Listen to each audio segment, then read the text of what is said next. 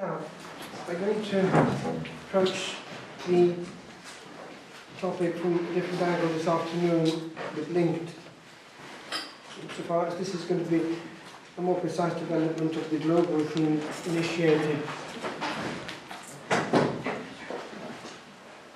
I mentioned that one needs to have a supernatural vision of the church. When that is lacking, one is becoming, whatever you say about it, a neo-Protestant. If one has that divine gift of faith as regards the divine nature of the mystical body, it collocates all the discussion in a different ambit. We have a great grace in the English-speaking world in the last year or so, insofar as we have on board, now officially recognized, a great light which was given to us by the Anglican Communion, Dr. John Henry Newman, whom the Pope wished to beatify personally. And remember that he has by now, from the beginning actually, delegated beatification to someone else. He reserves canonization to himself. That is, he of course signs the decree, but the actual execution of it in the ceremony is done by someone else, often on the spot. But he came to the spot, he came to Birmingham, and he actually, all his theological life has been very much in favour of Newman, and there's a reason for it. He is somebody of considerable importance in the ecumenical and in general theological field. One of the early authors to speak about the question of development of dogma was Vincent of Lerins, way back in the early period of the Church. And he, in very succinct terms, indicated how there is no new species coming from the original, but that the being, the organ, the organism develops with its own life, but always the same. Hence, we are what we were. Hence, we understand ourselves with the same gift of light given to our first fathers. And that takes us back to the upper room, for we received ordination from hands which have touched the Lord. It is an apostolic succession. And by the way, that's a very powerful moment in a young man's life when he feels that over his head. He is being transported to the upper room, and the Archbishop lays his hands on his head and he feels it. But anyway, it is therefore collocating him and you in that ambiance of something received, but the same given to the Church by the Son of God, the second person of the Trinity, who is therefore handing on the whole power of the Trinity to what he was leaving behind him. He was leaving behind precisely what we are, and only we had it. Now remember that. It's not pride, it's not anything of an arrogant nature to say in all humility we are the true Church. To not say it and to abdicate on that one is to misunderstand the nature of humility. It is not our thing, it's God's, and God does not need apologies. But to get back to Newman, he was somebody who, for several reasons, is extremely contemporary, modern, and relevant. And we have the intuition that the present Holy Father, although he may not see it himself, would like to have him canonized and what? Made exactly. And precisely because in his writings and his thinking and his preaching, because boy was he a preacher, he influenced and will influence the whole thinking of, well, the Catholic Church, basically. Now that he's been taken on board, and if he's made eventually saint and doctor, he can be put in the divine office and read. Now, he had this already embryonically when, with his logical mind, he was trying to get to the root of the problem as a High Anglican. Now, a High Anglican, remember, in those days was not quite as high as it is now. even Newman did not celebrate on a weekly basis the Eucharist. It took him a long time to get round to that. And he was coming to the problem from the standpoint of history. In fact, some years ago, a friend of mine came on the phone and said, would I join in a gigantic operation of translating the Church Fathers into modern English for the Focolare Press, Città Nuova, New City Press. And we started off, and some were published. And one of the ones that I was involved with was Gregory the Great, of course, one of those great spirits who is still extremely valid. But all that to say that we're handling something which is us, way back. The same thing, and as one translated these authors, one was aware this is the same current passing, it's our family. Truth is always truth, just a bit closer to its origin than we are, but they're handing it on, and we have to maintain it. And Newman was doing that because my friend Oliver, he said when we were starting this project, he said to me in Welsh, those who were doing that before us were Newman and Company. In other words, if you wanted a crib, if you wanted to help, you looked into what they'd done already in older English. And therefore one sees why these giants were extremely in touch.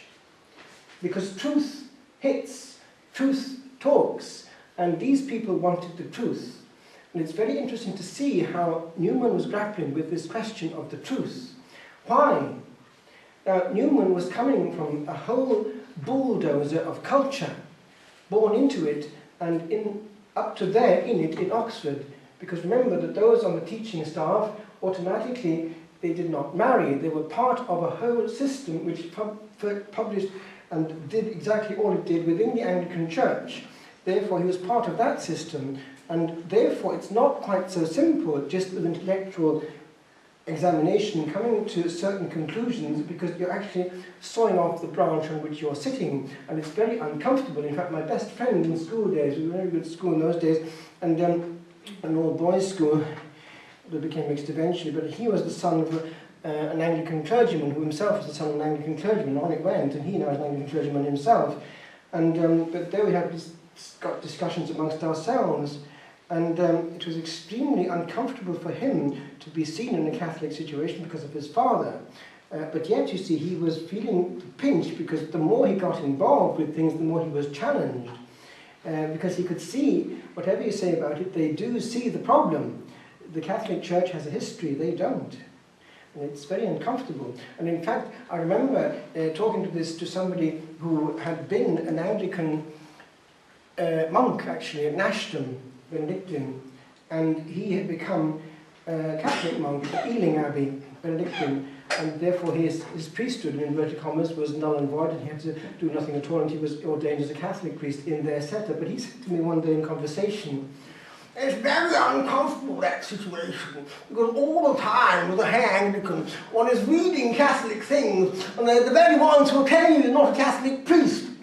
So anyway, it's a very uncomfortable situation to be in, you see. So in he came, and he's not the only one, because there was someone in the community before him who had done the same thing, mashed him over to Rome, you see, and into the Benedictines. So you see, it's a complex issue, but my friend, he was in that problem, and of course, it's also not incidental that you can't marry in your affairs. So anyway, he's now got one of the girls, he's actually struggling for confirmation. But you see, it's a difficult issue, because the feeling, nevertheless, that when we were talking, his need to raise his voice was a self-defense mechanism, because Newman did not raise his voice. He never needed to. He just grappled calmly with the truth, and it hit him. When did it hit him? It hit him on several things, one after the other, in close succession. But it was coming to him even when he was writing the famous, and that's a very important document, so I mentioned it now, the Essay on the Development of Christian Doctrine.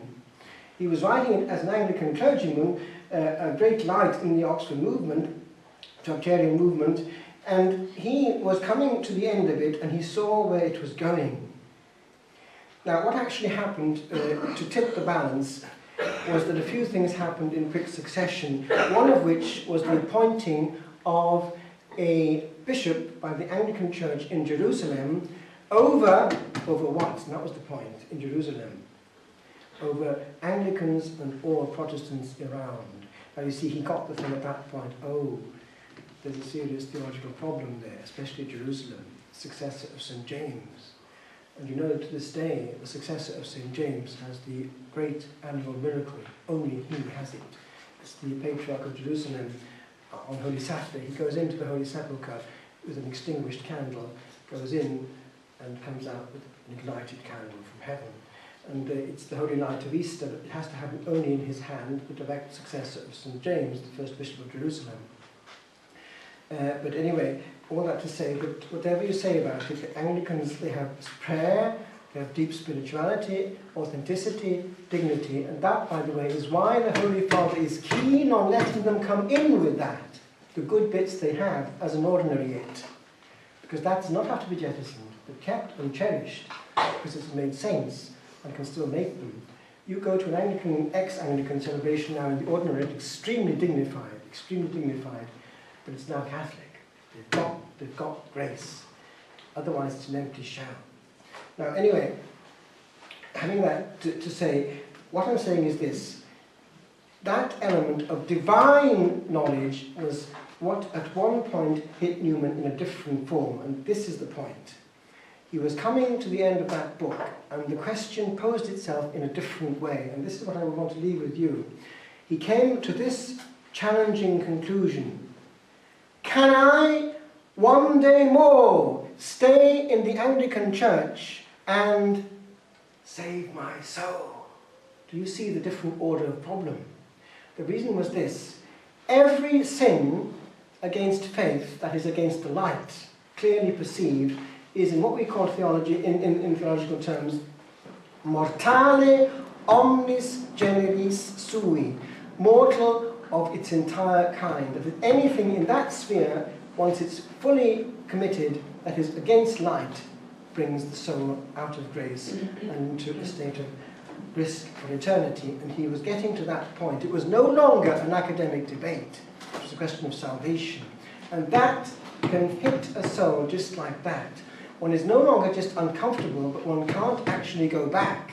Because once one has seen it, one has been hit by not just an argument, but a divine light. And it's clearly perceptible. And it just comes in different forms. I remember, because you see, I was brought up a Baptist in Wales, and I was heading for the Baptist ministry. And I was still there, very much in that sphere at the age of 13, 14, but 15, not quite so much. In fact, 15, I was already uncomfortable. In fact, already at 14 I was.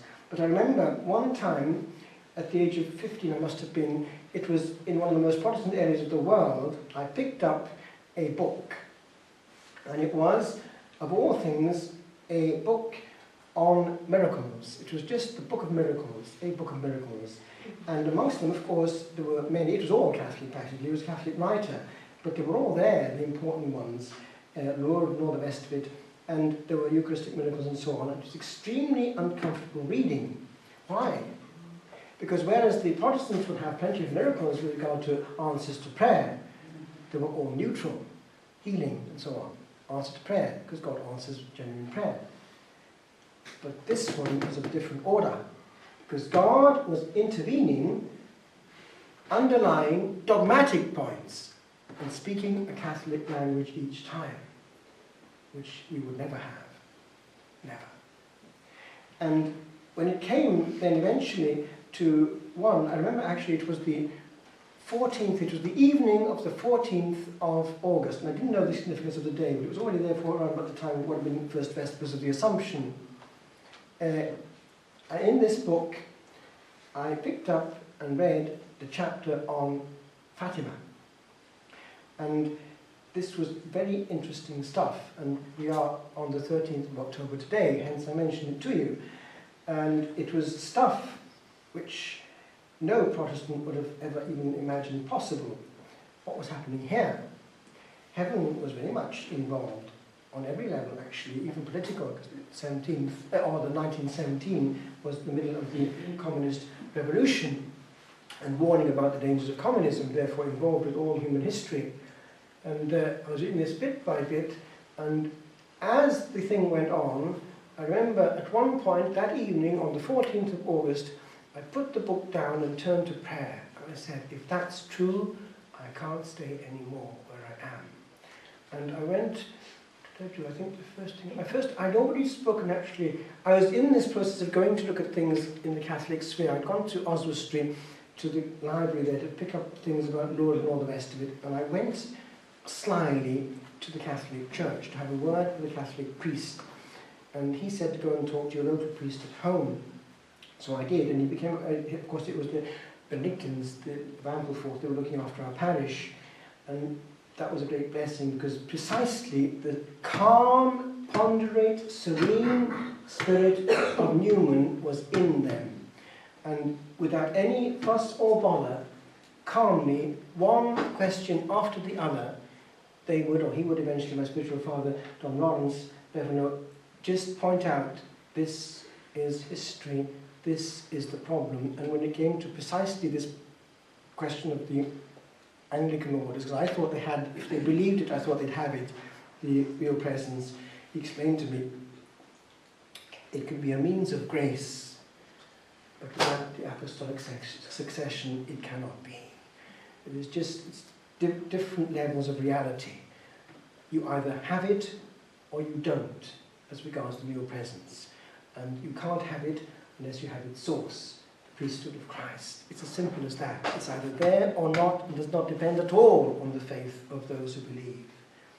Because the Anglicans are full of tendencies, and those who are Catholic in mind are more Catholic than we are quite often. You know the saying, don't you?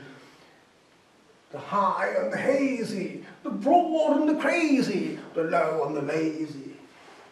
Yeah, they were, the high and the hazy, maniple and all, facing the other way. I remember seeing my poor friend after he was ordained, all the trimmings and more. But I thought to myself, brilliant and beautiful empty shell. So that's, you see, the calm, I wouldn't have said that of course, but that's the calm, serene possession that Newman and company had. So what happened, he came over, and with him, of course, a whole wave of high-quality conversions, which, by the way, have started again in the last 2 years. People of great value, even bishops coming over, which has given a shot in the arm to the Catholic Church in Britain and America and now in Australia. The only thing is, of course, that it can be a bit delicate because our local priest now in Carnarvon, where we live, he's actually an Anglican clergyman who's come over and been ordained as a Catholic, but he's come over with his wife, so it's a bit delicate. But however, he speaks Welsh and he's getting on quite well because it's a Welsh area. So anyway, what I was going to get at was this. This question of what Newman saw was that the essence is capable of a life of its own, but it's the same life.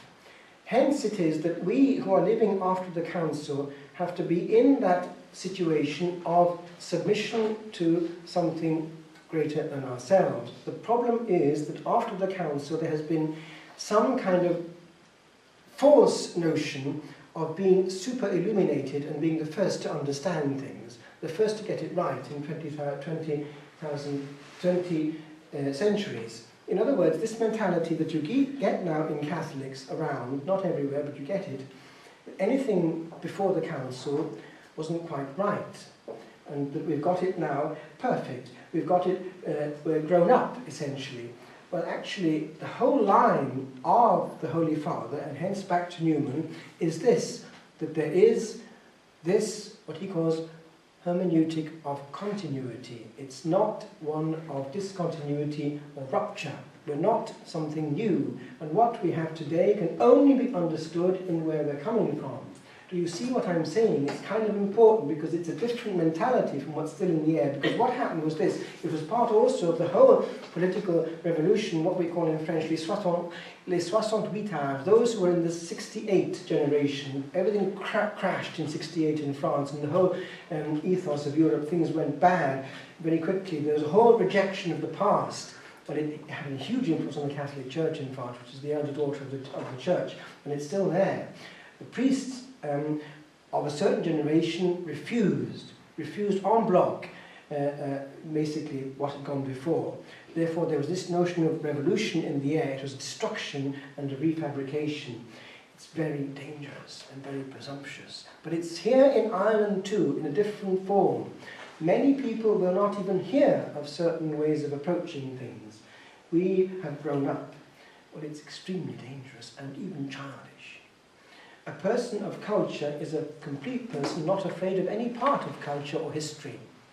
And a person of aesthetic capability can approach and appreciate all beauty, wherever it's coming from, even in the East. Hence the importance of being open also to our brethren in the East, more in a sense than to our brethren in the West, Protestants, because they are truly our brethren.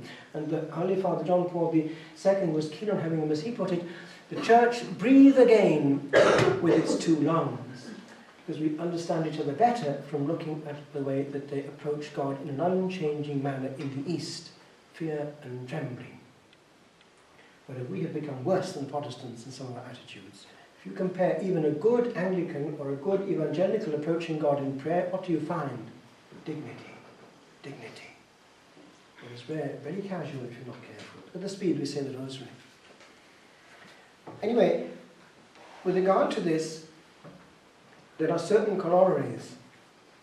If the Church is, in a sense, a continuation of the Incarnation insofar as it is what Christ has left behind, his divine life in the sacramental sphere, the sacramental form, the sacramental system, then we have something that we have to serve and not be in command of or fabricate. It's not our thing.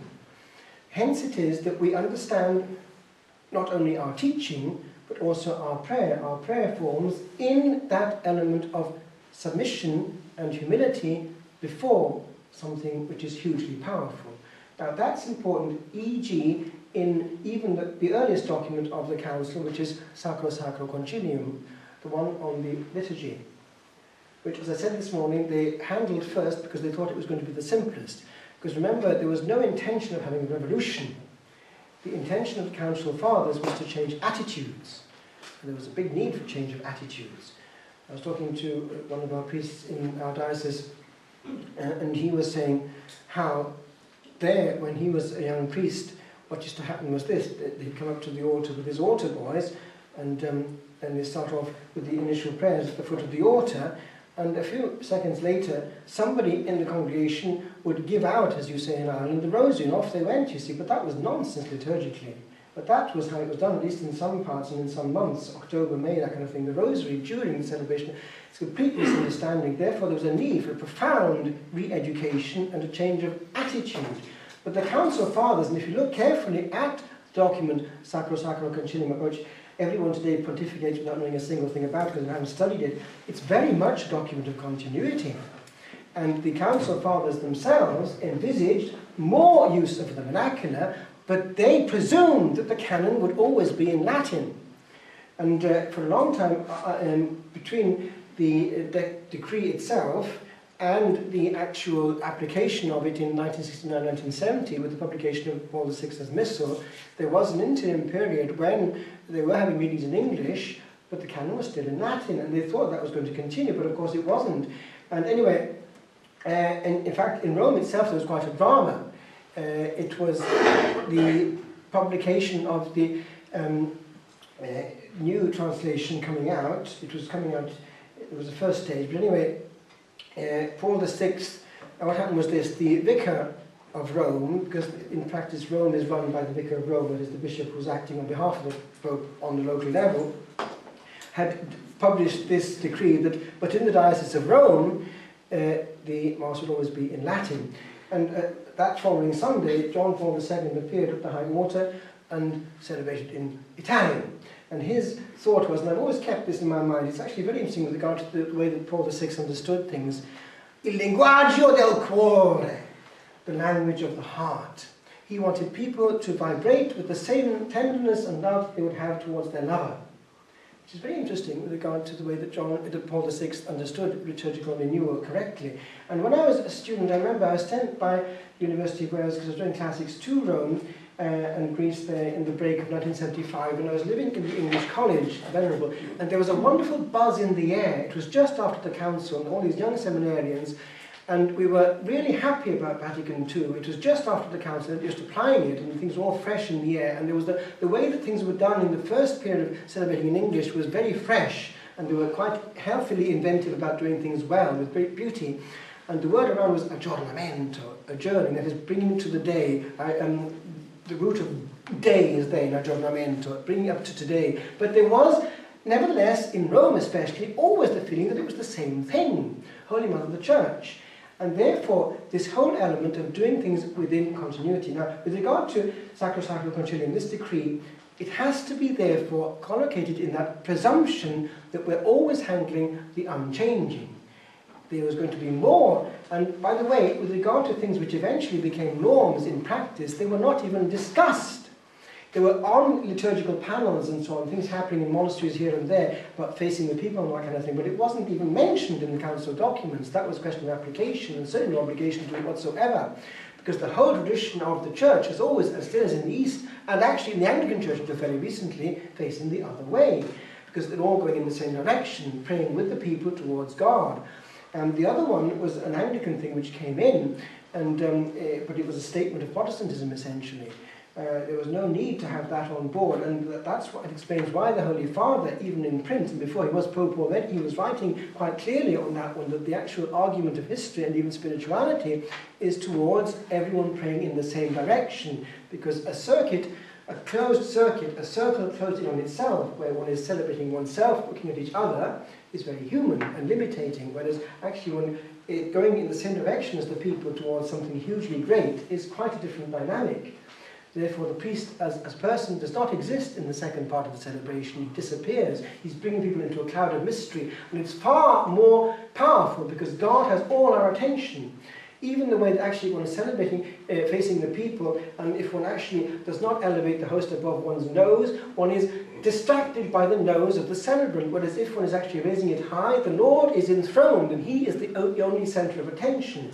But the facing of the cross draws anyway, physically and mentally, the attention towards majesty, ad majestatem, as we have in the monastic setting. When we face the high altar in choir, we're facing ad majestatem, going towards the majesty. Anyway, that's the orientation of the centuries. We're coming out of nothing into him, and we don't exist as a group actually looking at each other, because otherwise we're distracting each other. That has actually corollaries in the practical way of approaching things, because if, for instance, in the name of peace, we are destroying peace by having an orgy just before Holy Communion, that defeats the object of the exercise, whereas actually in the monastic way of correct and dignified accolade, embracing but receiving it from the chalice, it's quite different. It's a sacred act. You know that the peace traditionally comes from the altar. In the old way, way back, there would be a kissing of the altar, and then a kissing of the host, and then a kissing of the instrument of peace, which is then kissed by the brethren. Nowadays it's done in a different way, that it goes from the celebrant to the one next, and down to the choir, or to the people. But it's coming from the altar, and it's quite a different way. It's transmitting of the peace of Christ in a dignified way, when it is talking to each other and all the rest of it just before Holy Communion is a very banal and human way of destroying the peace in the name of peace. So just getting things in the correct atmosphere is a kind of important, because again, it's coming from where we are, not inventing or trying to perform. Performing is a human act, adoring is a divine one. Now, with regard to liturgy in general, this hit me when I was actually a deacon, because the prior who was forming and teaching us was keen that we should know where we were coming from and where we were going. And when it came to being taught how to celebrate the sacred mysteries, he would either give it to an expert or do it himself at an altar, an old altar actually, going back to 781 or so, to the Carolingian altar we had in the chapel of the community. And there he would go step by step, indicating where this step came from. And he was kind of keen that one should know how to celebrate both rites, because one does not understand the new without knowing the origin of every part of it, because everything has a history. And this is actually, even in the Missal of Paul VI, in the introduction, which is a very good introduction, that there were to be changes, or this is going back to the Council already, but it comes again in the Missal's own introduction, that the changes were only to be done so as to make the actual participation and so on possible, but they were to be as few as possible, but always, and this is the point, in such a way that it could be seen the new was coming from the old. And this was what was coming to us when we were formed down in Italy, in this French community, and the French was pretty good on liturgy. The way that we celebrate the sacred mysteries, especially in the monastic life, there's no rupture whatsoever, at all, at all, at all. It's exactly the same, only it's been purified of what the council was referring to in the Missal as well as accretions, that is, things which have taken away the simplicity of the style. Because if one looks, for instance, at the reaction of the Cistercians compared with the Cluniacs were full of altars, statues, and things, whereas the Cistercians wanted the purity of lines. Well, it was the same with liturgical architecture in itself. The Mass itself had become doubled and tripled up. I'll explain what happened. It was fixed in the Council of Trent, actually in 1570 when the new Missal was published. And what happened there was this, if you look at it carefully, the old Missal that some of you will remember when you were altar boys if you were of a certain generation, it was basically this. It was so sacred, everything received, that they did not drop things. Therefore, what happened was this. You find coming up to the period of Trent, different liturgical families. You find Gaul, you find Rome itself, you find different bits of Europe. Now, what did they do? Each had its own specificity, its own thing. The tendency was to respect all that was ancient. So what they did in practice was, they didn't invent anything new at the Council of Trent. They took on board what was ancient and there. Hence, what you have? You have not one, but about 3 beginnings, and so on, right through the old Tridentine Mass. You have all these families still there, vestiges of all the families. So, you have the priest coming up to the altar and starting. You have him again halfway through after the Confiteor starting again with a different start. You have him again going up to the altar and starting again with the sign of the cross again as he comes up to the introit. And so on right through the Mass. You've got in the old rite, which some of you will still remember, these different things, about 3 times each one, which is very, very heavy and wordy. The priest does not stop talking from beginning to end, and even before and after in the sacristy, words. Now do you see, there was therefore the illness that came from there. What happens as a consequence? Those of you who were, if you were altar boys when you were growing up, can you remember in practice how it was done? Speed. And it had to be so, because there was one celebration after the other, often on the same altar. Therefore, from amice to amice, half an hour. So do you see the damage that would do? And therefore, that pervaded everything. That pervaded the breviary, which was very heavy, equally heavy, in practice of a monastic nature, all the offices extremely long. Therefore, what you do? Speed. Now, do you see how the Council Fathers were coming into a healthy reaction against weight, against a sort of straitcoat almost of having to say and do things all the time? Now, do you see how correct interpretation is to understand what the Holy Spirit himself was trying to do? I want the church to pray quietly, peacefully, and have an aerated liturgy, but the same, simplified, showing the great lines of its beauty. That was correct liturgical renewal. How many got it right? Look what happened in Ireland. In practice, what happened in Ireland was this. They turned the altars round all right, and as it was put in print one time, immediately after the council, we have more of the same thing. Speed. It's still there. And actually now it's worse than most countries for another reason, that it's linked and messed up with the other element of public devotions. The speed of the rosary has become the speed of the liturgy. And also it's been hijacked because the Irish tend to do everything the priest does, and it's extremely difficult to celebrate. They say everything at high speed and pull him along. That's not at all correct liturgical renewal or participation. It's almost sacrilege saying the part that belongs to the priest, some part of them, and they do. There's a question of division of roles, and a very clear division. It's a dialogue. Each one has his part, and that's the part you should do properly. Valuate that part, do it properly. Sing, for instance, the Amen, this kind of thing. This is correct liturgical renewal, not everyone doing the same thing, and of course at high speed. Nonsense. So anyway, when it came therefore to this question of being taught to how to celebrate the sacred mysteries, I remember that I only understood correctly every tiny bit.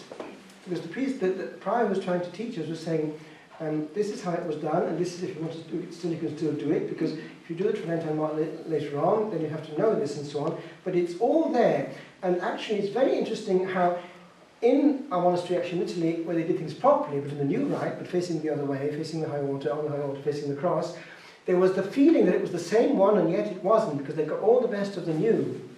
But what I'm getting at is this: the new one is actually, if it's properly celebrated, and that's a big if it's properly celebrated, more interiorized, more contemplative, in a sense. Because, why?